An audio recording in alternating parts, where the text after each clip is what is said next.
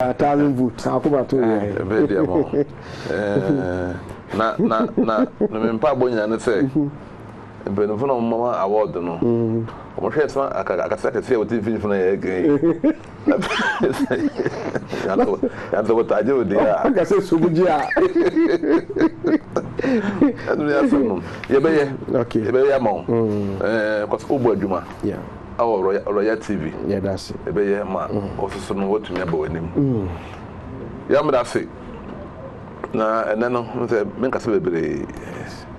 Ofa amanfo ho adwiri wo mo de bia no na wotunwum bi o se ye wo enne bi wo ho ye woni bebre ni wo biase na amanfo mo hwe program we no afi no behu no se sana ebinim na control wiase no am se ye kan da bia o se me ka chere se program we se unye obi a wadwene eda ho no mo na wo pe bibi esua na wakọ won mo wiase obaya kohwe kantata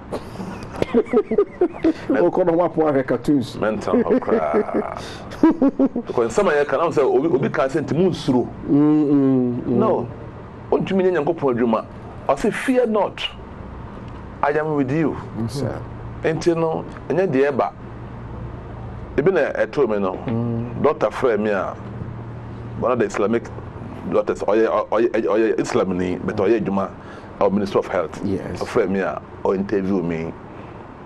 I didn't see vaccination. No, almost say 80% of the Ghana rural areas in no. Almost call a man for person or what didn't see. I'm say Wake Up Africa. They don't know what is called Wake Up Africa. That's how I'm quite research. I'm quite here and I say YouTube no. So munya number. Until offer no. One can't tell me say or record me. Yes. Until bisa question nam de amano. Question nam de amano. Question nam de amano. I feel we be na me ko to the Quran mo. So we Islam. Yeah. O come shey na kan ye. Say no men ka de bo hu papa. Na baka say e bonen. Also Allahu Akbar. So me Islam, me Hebrew ni. No de wo ye no, you have to be careful. I feel the must go through Quran and I say in fact we who say in the yeka yes no ya so say on information on family on to me fanko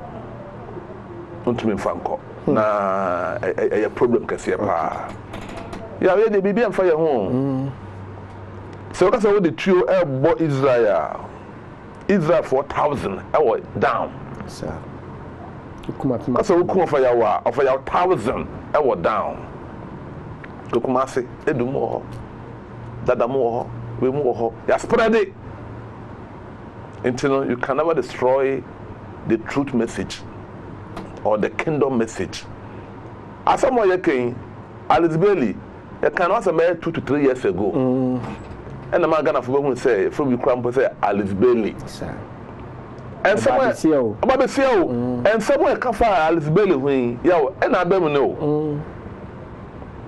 na de no krawe ya ho de the 10th commandment rebellion of Alice Bailey Baako a am say 9481 and about gay no yeah and then about you reduce the attack kwa yanka ma boy twam school yo I think I for no mutama David obi na the teacher na David was it make homosexuality an alternative lifestyle fantastic you can say we say yo me say out before and we about so me say bankwaje man ohwe a prophetic message yeah enya solid osafo ntumi ka we fan kire wo da mo kwa solid abragu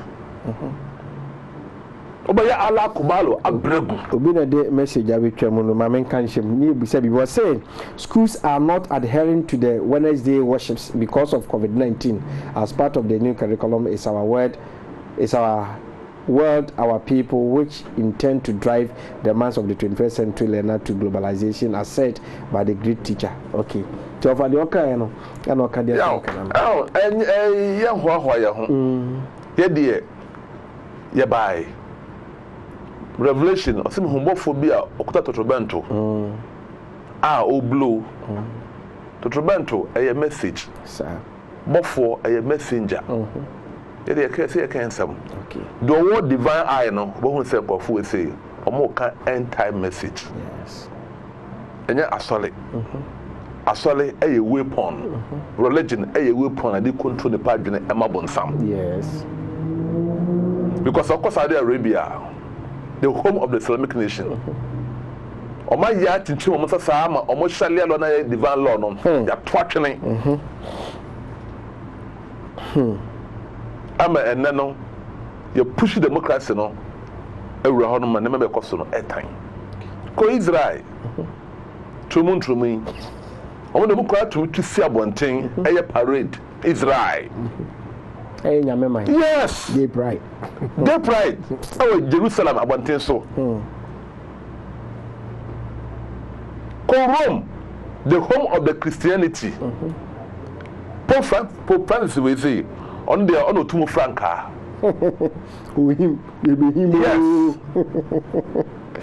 Enti ya ede na be say ya kan biem ye de yesi aba ope bibie sua ope enkwa jema uso kra the ka movement no ho okay be sua de ya branches no ene twegu ase no branch bia so a nanim no ye bia no ya pamo no he said takwade branch ya twam moguno eguno adan se ye ni abre o yaw ye ni abre pa so for no say bia o ba sole ya class ewie okofie another week waba abetra ho okofie o ya get away we don't need you o so aba of a day na say ni pano bible na kan ye o say mo ye kane a ye dey see kanadua so yes ye fancy kanadua so be see dua so ma na dey ahyiran enti mo mama brabo enye say working bible obia do say mo ga ba ya no Mr. The question say, how many years now kwa solid? 10 years, 15 years, or lifestyle at the same. Oko Islam, how many years in it? Empire Allahu Akbar, how many years in it? Or lifestyle, I will never the Quran mono at the same. And Chini Yadia, we are failure. That's the can watch myself. Say quiet could be answered because such a young punch. Fantastic. I called for so many years in Wushi. Fantastic. There's something wrong somewhere. Because you have enough money be. Say, Habib, you have to be careful. Say, what is it can show? Now, Oko Mosque. Allah will punish you. I say, say, yes, will punish you. All your wickedness. Your call no I could say, baby. You would dear and thank Honomo. Into religion, the Aya would know. O kwaso na second show ho yaw obi kwaso na condom e hye no aso dem o grado wapo ya me se mi nya so many bibles na me ti awo hye no na hotel bi be me e fe no Toronto hotel ahona because the bibles no mo pon asore yes reception no madam from no I say me say Israel ebu ho bla omo pon sole ya omo ko fie omo ko da hotel right from church yes nti ahoma che no bi akọ na dwuma omo je no rooms wo no mo na omo mo sisi no apaka ba reception na kwa yes selection wow yo nti ye ka kire enipa say to see the creator to work with the Jehovah yo enya religion no nti asema ofa aka 3 to 4 years ago Alice Bailey. And then that park so I born said that boy. Hit it. About the Ministry of Health. Air tracking. Say Yama really no. Refuse vaccination. No one to almost part. The interest. And then you man can hear on penny Trump. As a man I can't find a home. More African for only to nipa enka oya ko nipa bone asema ne yanka fa Trump and hwe de obaye no Ofu pray na otewe.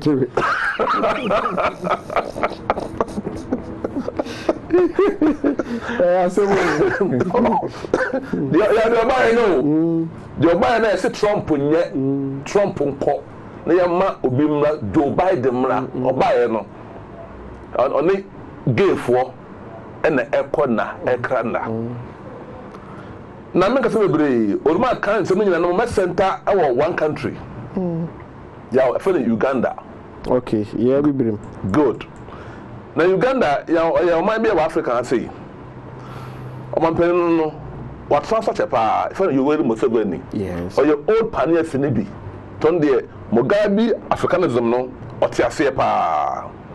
And then I name no. Or yes, say gay dear. Penny, I'm an encoso. Until no, obey gay no extra minimum. To what we gay be no. Or say don't call life in prison. Now, as some more kind of yaw.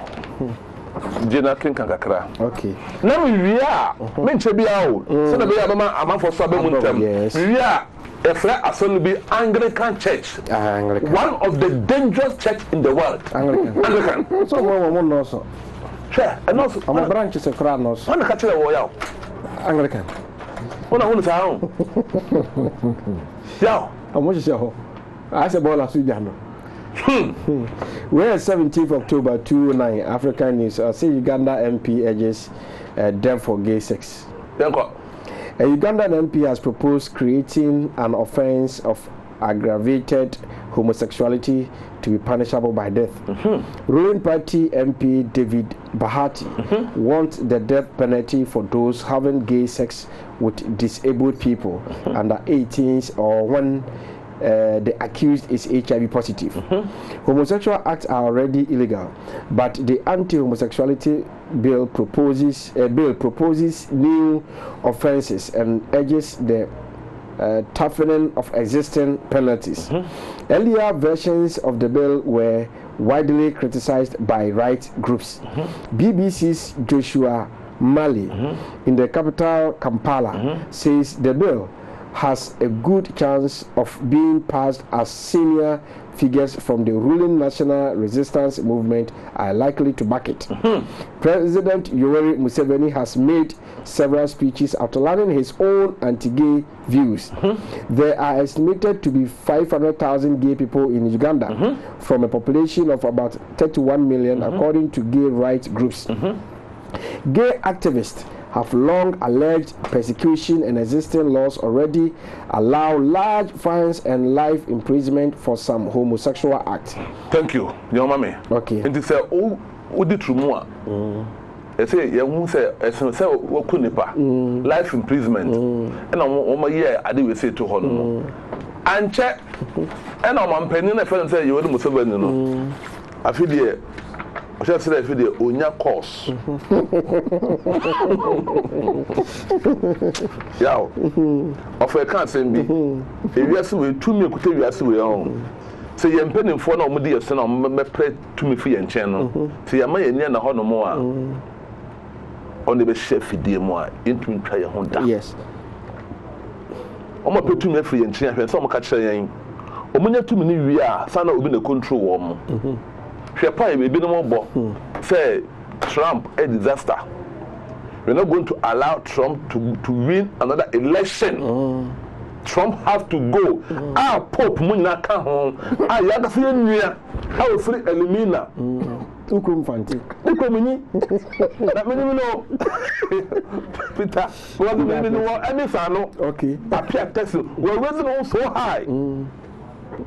Emma political arena no na pope suma no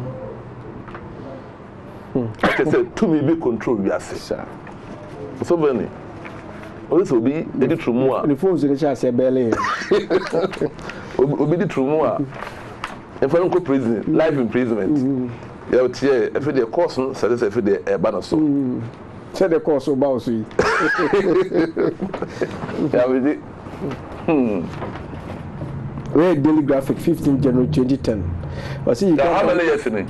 11 years. 11 years in I will have a keep information. Yes. What do you mean? Ugandan president worry of anti-gay bill. Ugandan President Yoweri Museveni has distanced himself from a bill proposing as a I'm on Penino. Anything that Ghana for say, I go follow the Casa. So Bekasa. And go so Bekasa. You don't come on, ma. No one will go to the Casa. Mampo. I can't say that. Yo, and come, ma. Because let me of a Casembi. Ebra election question. And of course, election movie. I go for the baby in it. Make you, the first one. Yes. Because race, nationalist. This one is going to win the election. Or we knew we are, that's a conjugal house. There's a letter. National Cathedral. That's a prophetic message. Yes. Now you take no a one who because I for all that down. O to correction of for deep qua. So no, you go point some like no. O friend with me. I'm telling you. O can't say be na my I see you intro to o can't say more class. You see enter you cook kumase. The chorus. Or say or kubiba. Na ebeye bun ewiase ba ye ekonobi masada. Say no say third word one. I'm going to go your information say ebeba program so. I'm for bon sem am papa we say wabing. Yeah. I don't know. I feel the your worry Museveni, Uganda Mampenino. I feel the Odane. Only to me, I control all more. Have a fa, sir. Ugandan President Yoweri Museveni has distanced himself from a bill proposing execution for some gay people. He says that the member of parliament who proposed the bill, who is a member of the ruling party, did so as an individual and was not following public policy. Mr. Museveni, who admitted coming under international pressure, said the bill was now a foreign policy issue and would be discussed by the cabinet. I don't think of a car say religion is impotent because lost never and you say be away Allah kubalo. That's okay, hallelujah, was for them. One more to me, or control every religion. See near deba, or your henny, stay aside. Oh, your imam, stay aside. Oh, your reverend, stay aside. Say the yeah. My memo bought the course.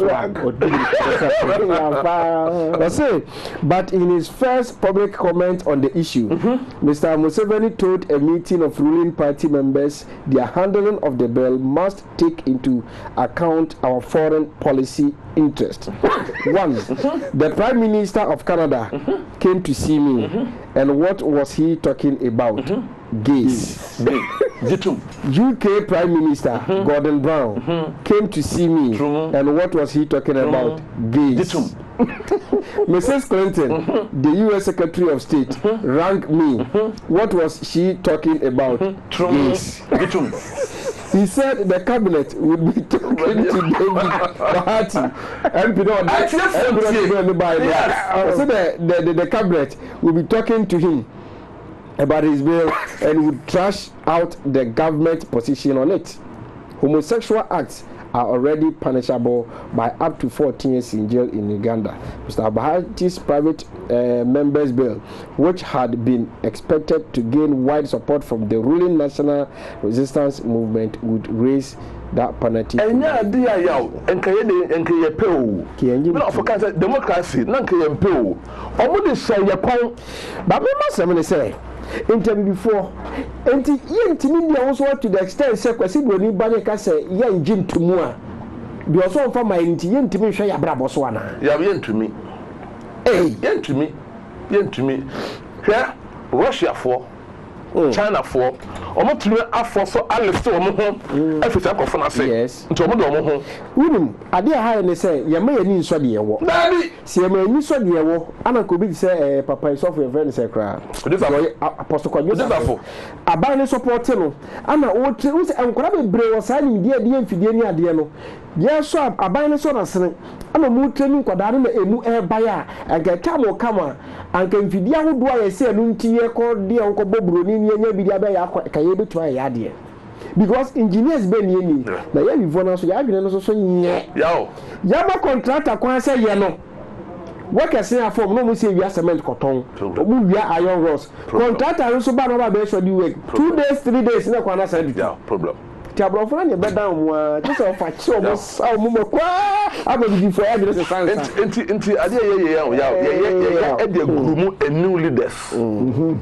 this what we have been doing yes enti that kwade branch no metwa mu no passing be omo serious so before you twa branch no mu okay one guy if no kojo amprofi or you just a floor member okay I watakwa was share there sama mines or mining company and the course you know otumi akọ raise be 3 branches wow yeah apart from say move back no when the people can say yenye a talent je fako ye adwuma ntam de kan kasa me kan say o call aso Islam mu no I was say we working Quran yes o call aso no mu no I say we working Bible what na kremosumu be 10 years that's how about the say ya that's a question mark problem what na aso no mu enfie du that's how your bonofo a that's a question mark on you enti ye kan say ye grumu enipa e fa no so wo mu say you raise your home na take control over the affairs of this continent na we mo de o we ye asai o ma pe no dwane no so no ka na we sire e kra mo pe no dwane no Gordon Brown ban ho e dey asem no ka gays Mrs Clinton ban ho e dey asem ofre no e dey asem a gay keso bi a gay omo pushia man yes yen som yenye ade a onyankopon hwe African for o de for Quran Bible emu nchen your lifestyle emu say awale e between bema ene oba yes so wa ho ade wasikamu a otu wale bia de e ka wo ho na omo som yede yakopon asem na yede namoa na yempenfo ye mistake omo kwaji democracy tu mu no na omunyin say loss bi wo akire a eba nene mfunso a wo mo yeye yes akwasa obi opo ahindi adie no so ensangu o na nka ko ho o banko na beje bi ato adi nti no o hwe land no ana obedi akonya no na akwasere o konya dem o say how dey me kwizoni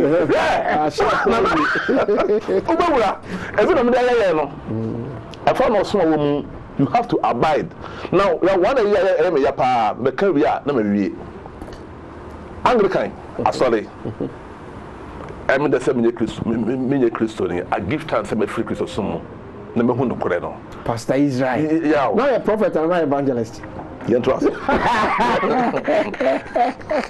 yeah Anglican sorry no me kan ne so bi ko bi dey hwe me ye pa okay aboche hamadia Queen Elizabeth. Yeah, Queen. Windsor Castle. They are the owners of the church. Okay. And you know, you be penny be a Canterbury. Hono you penny no. Hono hwe ewia se nyina so. Na du be na se you penny no. Na the person te no. O ye bibi ni. Okay. Ofu Uganda ya am penny dwane. Hono ofre. And I was say omuji no. Yaw. Omo say akode yi na asoro no be kodich. It sounds say. And then the Yaman some touch man. Almost say man no empentrumu kra. Ah. Yes. So for penny na also be dia asafo so we are singing na. Yeah. Empentrumu.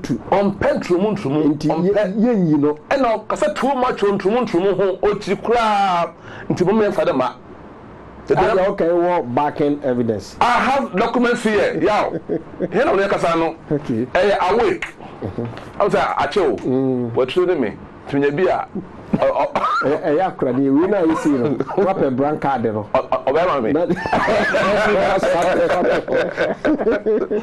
Sabla no, na Peter appear Texan. Yes. No Pope Edi. Yes. And now, Omuchaye, only. Okay.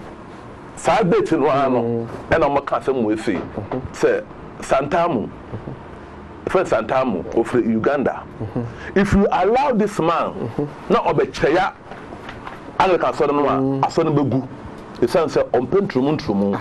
Does that mean Anglican son or more into Fuana? Yeah, the hierarchy. I was so the tomb. Yes, and then the men can master one. And see a Pamono, a coffin, junior cry, and I will change him, and then they become wrong, almost say. Because no, if you true. Yes. Homosexuality is becoming main fan free. Also last year, Ugandan prelate John Santamu, the Archbishop of York, who holds the number 2 post in the Anglican hierarchy, was widely tipped to become the head of the church when the Archbishop of Canterbury resigned. Like Texan, Santamu has conservative views on homosexuality and is not shy to express them. Marriage is a relationship between a man and woman. The Ugandan famous tended while on a visit to Jamaica in January 2012. He said, and I quote, "I don't think it is the role of the state to define what marriage is.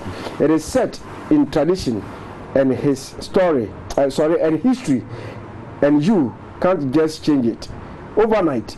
Okay, I'm taking a beam. Was said, "I don't think it is the role of the state to define what marriage is. Yes. It is set in tradition and history, and you can't just change it overnight, no matter how powerful you are."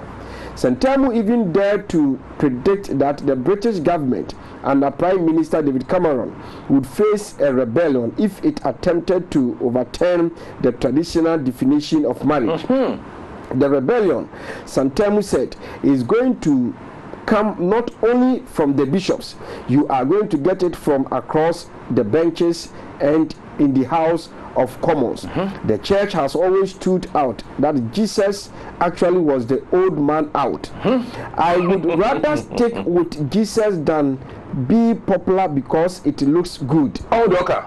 Yet, in spite of his strong views on homosexuality, the British media made it look as if Santamu had the job in the bag. The hint finally came tough on September 30th, 2012, by way of the hint finally came tough on September 30th, 2012, by way of an article by Jonathan Peter of the Daily Mail, who quoted sources saying the Ugandan-born Dr. Santamu, who had been tipped as the church's first black Archbishop of Canterbury, was a popular and charismatic leader, but may lack the diplomatic skill for Lambeth Palace. That's the headquarters of the church. Yes. Now, Yamraha. So when the time came for the decision on November 9, 2012, Santamu's name was nowhere to be found. Rather, an obscure archbishop and former oil man who had become a priest only in 1992, Justin Welby, was announced as the new head of the church. Thank you.